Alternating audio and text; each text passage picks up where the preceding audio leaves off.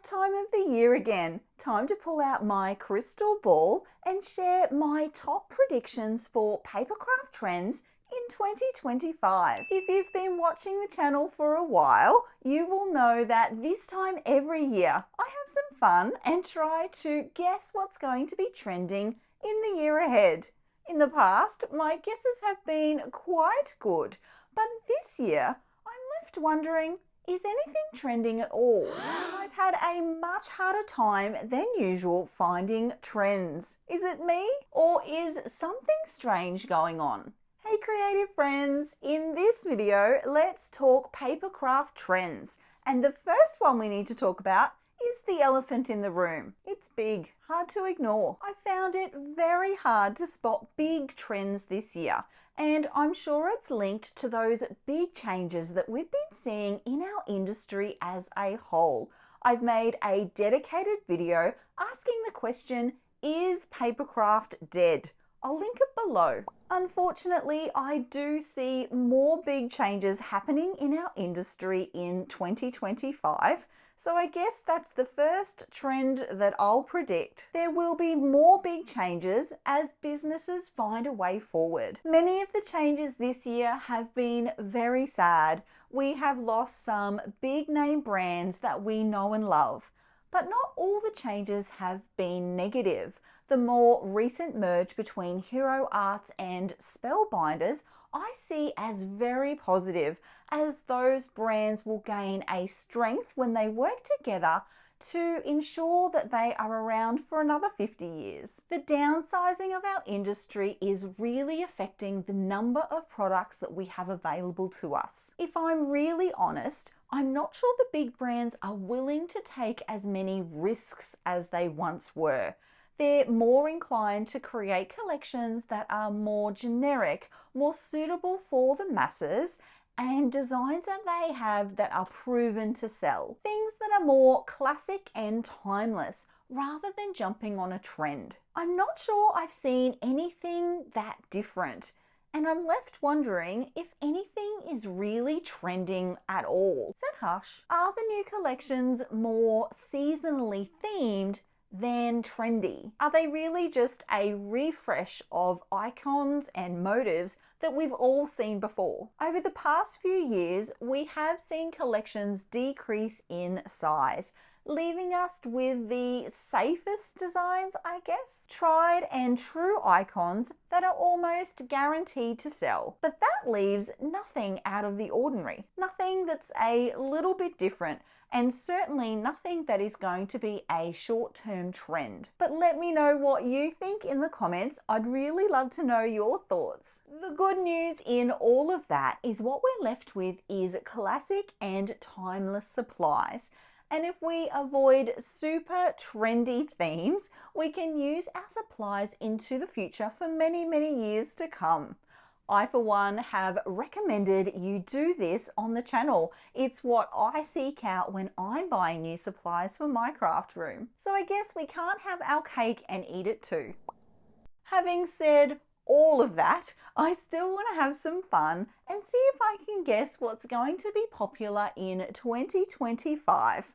Here are my predictions. Trend number one is innovation in tools. While collections have stayed pretty consistent, I have noticed a trend towards innovation and improvement in the tools that we are creating with. There are a bunch of tools released at CHA this year, including the Sizzix stamp and spin tool, and I think there was a similar one from Lisa Horton. In general, I'm loving the move towards tools and supplies that work together. So stamp and die sets and those beautiful layered stencils.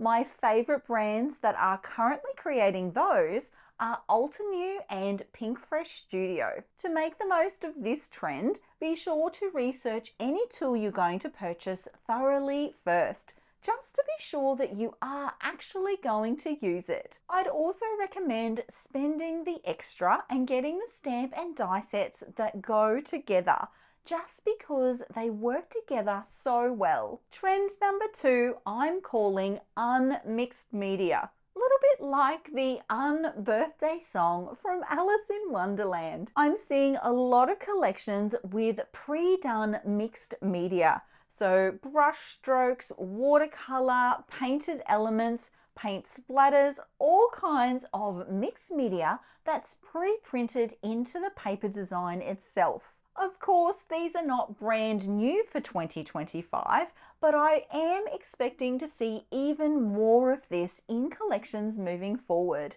And I'm loving how different brands are doing their own take on this. Obviously, Vicky Bouton is the queen, and she is all in on very bold designs in that space.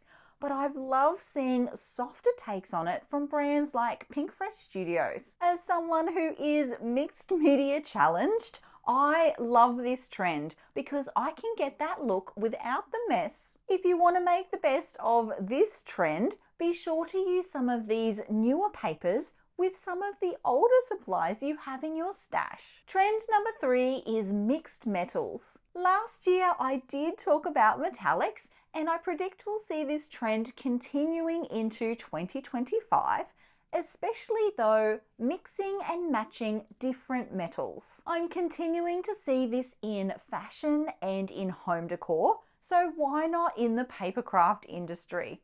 It's a fact. Anything that's shiny or sparkly or sequiny, well, it's a win, right? To make the most of this trend, don't wait until the festive season to pull out your glitter and metallics. You can use these all year round. Now, if you've watched my previous trend videos, you'll be waiting to hear my thoughts on the Pantone color of the year.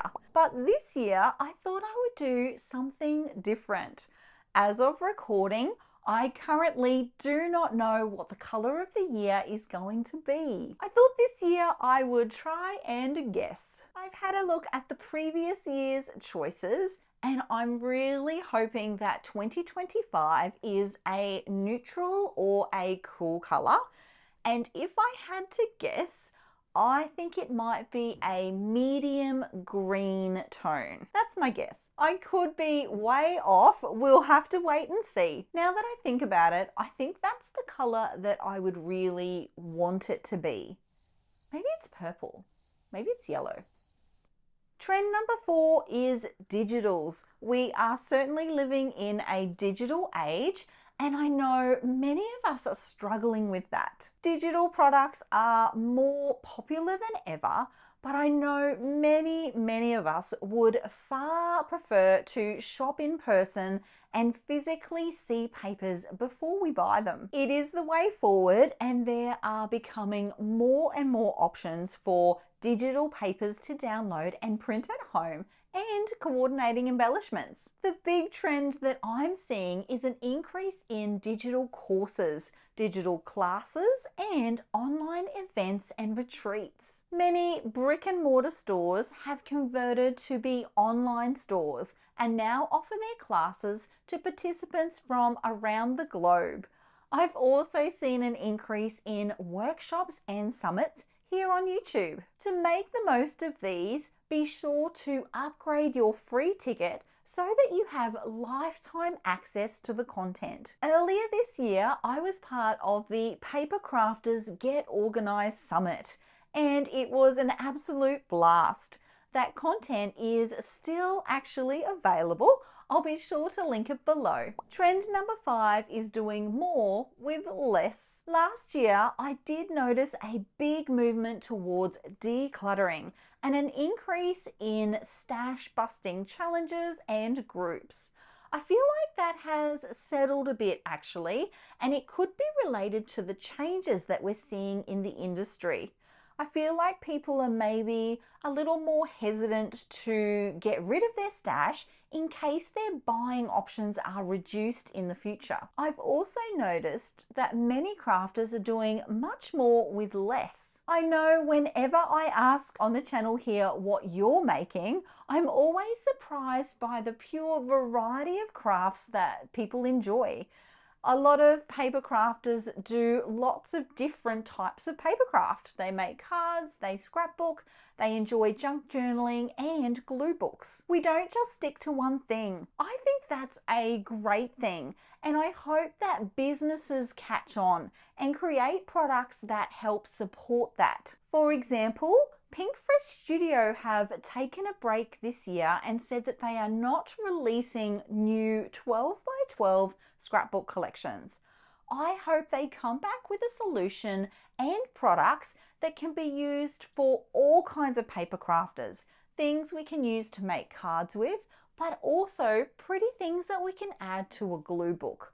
I would really, really love that. I'm also seeing blends of crafts. So people are adding lots of stitching style elements into their paper craft projects.